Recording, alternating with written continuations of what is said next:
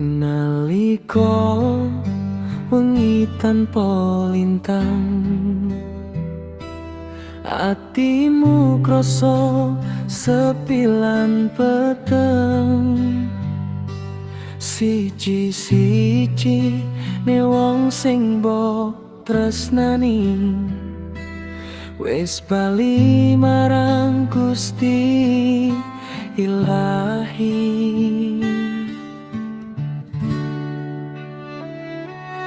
Tangismu milih tanpa swara, nggawa rasa sing ora iso mbok kritakne, nanging elingo sedulurku,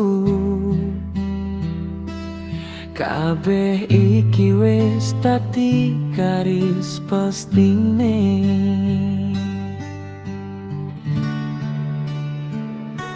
Sabar yo ati sing lagi lara,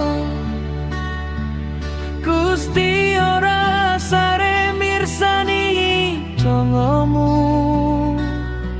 Sing lunga dudu ilang selawase, nanging mung bali ning panggonane.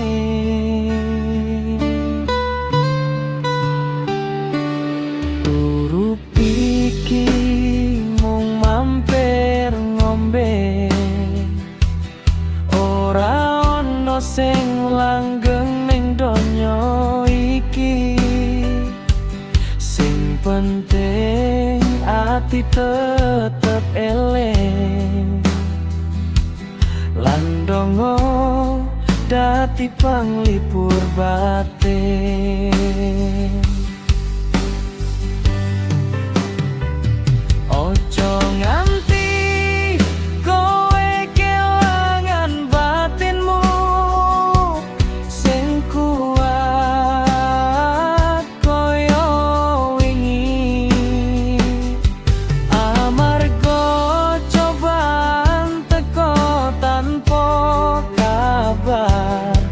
sing kuat dudu sing ora nangis, nanging sing isi eling marang Gusti.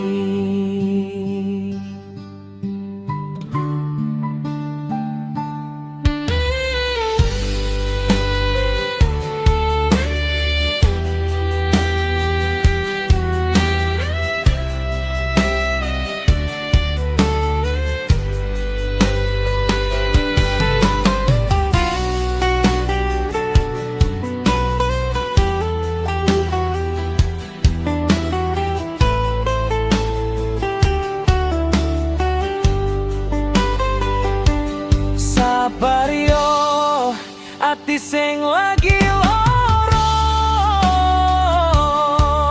Gusti ora sare mirsani dongamu. Sing lunga dudu ilang selawase, nanging mung bali ning panggone.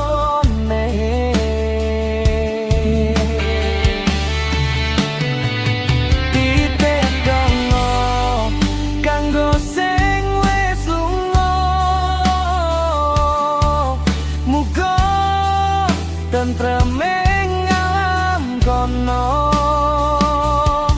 lan kowe sing isih ana ning donya, tetep kuat nganti tekan pungkasane wektu.